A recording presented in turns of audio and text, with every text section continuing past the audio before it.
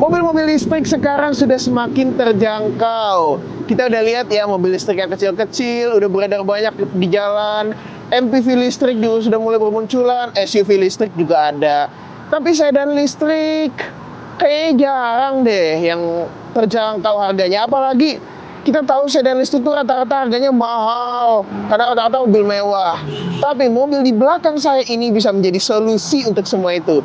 Inilah dia, Aion ES, si sedan listrik yang terjangkau.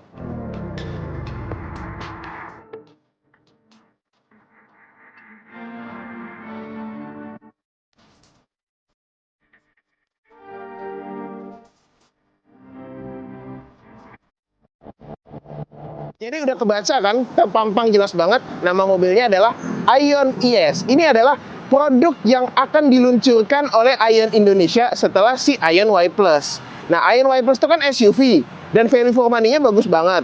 Dan sekarang mereka menciptakan gebrakan baru lagi, yaitu sebuah sedan listrik. Dan ini beda banget loh daripada mobil listrik yang biasa Anda lihat di jalan. Ini mobil ini kelihatannya gede banget gitu ya, besar banget.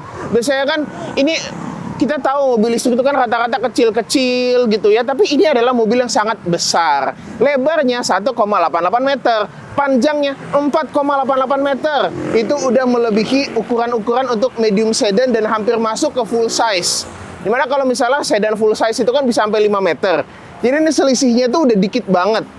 Buat mobil ini yang ukurannya 4,88. Memang kalau misalnya kita lihat mobil ini dari jauh, kesana tuh kayak mobil yang agak-agak kecil.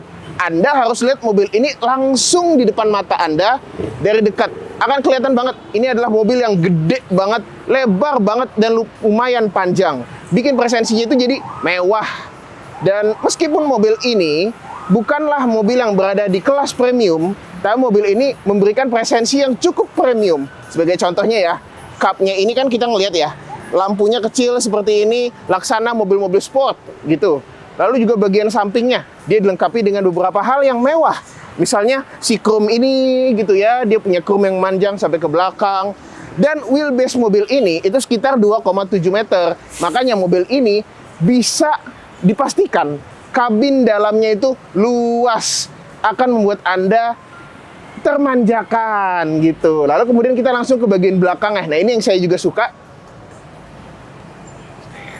Ini dia bagian belakangnya. Jadi bagasinya itu kelihatan melebar gitu dari ujung ke ujung dan premium banget gitu loh. Nah, bahkan lampunya kan sudah LED. Jadi kalau kita lihat ya, ini full LED memanjang sampai ke belakang. Ada logo GAC-nya, Guangqi Motor. Aion, logo Aion tentu saja. ES. Jadi ini adalah Guangqi Aion ES. Nah, dia sudah dilengkapi dengan 3 buah titik sensor di belakang, plat nomornya di bawah situ, dan ada antena shark fin. Jendelanya full defogger di sebelah sini. Dan ini presensinya kelihatan gede banget. Dan mobil ini direncanakan untuk dijual di Indonesia dengan rentang harga di bawah 400 jutaan. Ya, Anda udah lihat kan bagian depan mobilnya, samping belakangnya, itu kelihatan kayak mobil premium. Kelihatan mobil kayak di atas harga 500 jutaan lah gitu. Tahu lah berapa sedan sekarang kan model kayak Corolla, Civic, kayak gitu-gitu kan. Tapi mobil ini dengan ukuran seperti itu dia bisa dikasih harga di bawah 400-an. Kenapa? Nah, ayo kita lihat di depan. Ini dia khasnya mobil Tiongkok, cupnya berat. Sayang sekali nggak ada hidrolik, tapi ya udah nggak apa-apa. Karena ini juga bukan mobil di rentang kelas harga premium, tapi dia mencoba untuk memberikan penawaran premium. Nah, kenapa harganya bisa ditekan sampai di bawah 400 jutaan? Yang mana itu udah levelnya Wuling Cloud EV, Wuling Bingo, yang juga harganya udah di bawah 400 jutaan itu ya. Nah, mobil ini sendiri, dia punya motor listrik itu cuma 100 kW. Tenaganya 135 horsepower dengan torsi 225 Nm. Disalurkan ke dua roda depan dengan menggunakan tidak ada transmisi. Ya iyalah, ini mobil listrik, gimana sih? Dan dia memiliki baterai sebesar 55,2 kWh yang memiliki rentang jarak 440 km sekali ngecas. Itu lebih jauh daripada Aion Y Plus tipe termurah yang harganya itu sudah sampai 400 jutaan ke atas. mobil ini di bawah 400 juta. Malah lebih jauh daripada si Aion Y Plus itu. Nah, kita langsung masuk ke dalam dan begitu kita lihat ya, ini interiornya memang warnanya serba gelap. Apalagi kalau kita lihat kaca film ini memang agak gelap. Jadi kita coba buka aja dulu semuanya. Tentu saja kaca mobil ini semuanya sudah all auto power window. Jadi langsung sekali sentuh, langsung turun semuanya. Kita bisa langsung masuk saja ke dalam mobilnya. Langsung bisa merasakan nuansa interiornya daripada si Aion IS ini. Dan apa sih yang bisa langsung saya rasakan? Khasnya produk-produk dari GAC Aion, mobil ini juga sama-sama punya kualitas interior yang mewah. Soft touch semuanya, lalu juga material di sini halus, rapih gitu ya. AC-nya juga sudah dual zone, jadi kita bisa pilih temperatur di sebelah kiri dan kanan. Cuma memang kalau kita lihat dari setirnya ya, dia hanya bisa diatur tilt saja dan sayang sekali tidak bisa teleskopik. Tapi ya rata-rata mobil Tiongkok juga seperti itu. Nah ini kalau kita lihat setirnya, memang ini salah satu dari sedikitnya material interior yang kurang premium di mobil ini. Dia nggak dikasih kulit, jadi ini cuma polyurethane biasa. Tapi sisanya, mobil ini memiliki kualitas interior yang bagus untuk hitungan mobil Tiongkok. Itu tuh alus-alus, bahkan soft touch-nya tuh luas banget tuh sampai ke sini gitu kan. Bahannya bagus, premium gitu. Kemudian, mobil ini memang memiliki esensi dasar sebetulnya. Fiturnya memang nggak begitu banyak. Sebagai contoh ya, kalau kita lihat di sini, dia cuma punya cruise control biasa.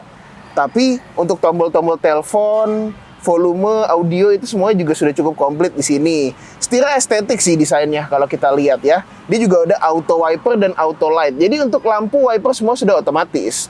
Cuma memang hal-hal yang seperti ADAS, adaptive cruise, blind spot monitoring itu ditiadakan di mobil ini. Karena ya mobil ini esensial. Yang penting memenuhi kebutuhan hidup Anda dan mempermudah hidup Anda. Apalagi banyak juga kan orang yang ngomong kalau misalnya hidupnya itu akan lebih indah kalau misalnya mobilnya itu tetap tenang. Gak dikit-dikit bip, bip, bip, bip, bip, bip, bip, ada bunyi ADAS mengganggu dia gitu sampai dia harus matiin seluruh ADAS-nya.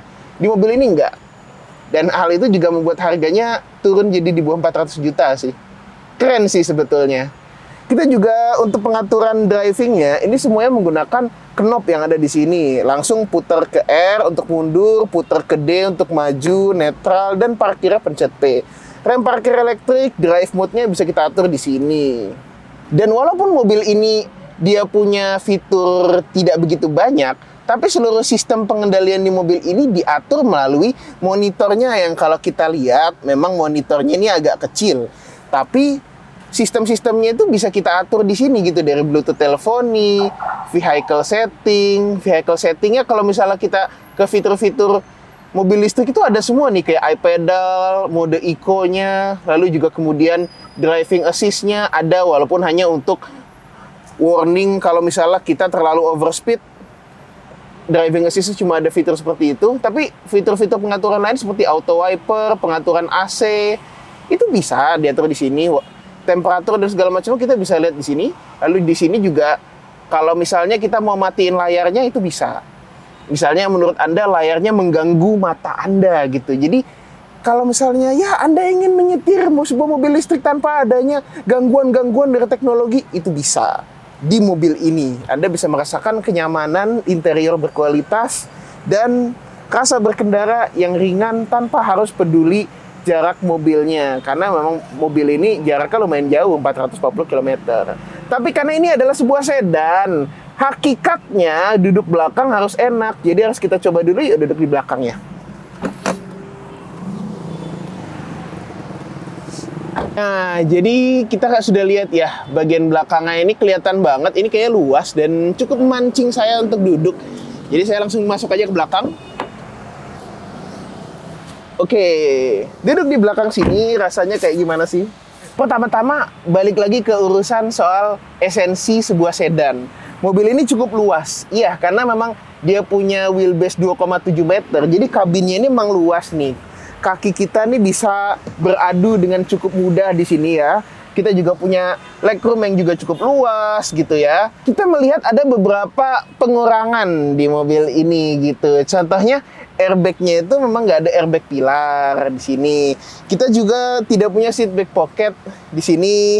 Tapi kita masih dapat AC belakang dan juga colokan untuk ngecas di bawah sini.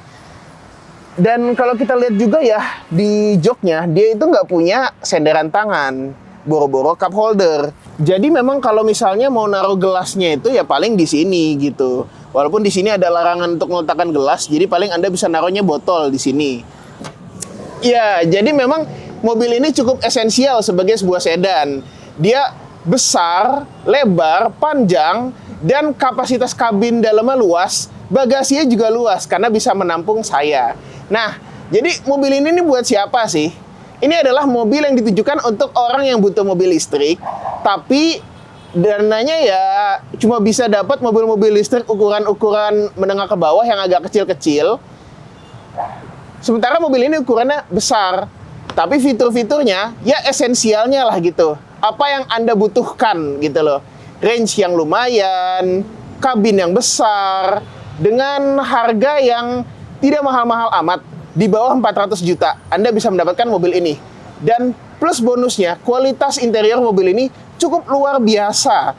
Dan ini bakal jadi pilihan yang menarik sih sebetulnya. Dan saya benar-benar bersyukur Aion tidak melewatkan kesempatan untuk meluncurkan produk ini di Gias 2024 nanti. Saya nggak sabar sih sebenarnya ini. Ini memang produk yang bagus sih. Makanya memang keren. Oke, kalau begitu bagaimana menurut Anda soal si Aion ES ini? Bisa Anda tulis di kolom komentar di bawah. Dan jangan lupa Anda like, komentar seperti netizen yang budiman, subscribe ke channel kami kalau Anda belum. Dan sampai jumpa di video kami berikutnya. Dadah!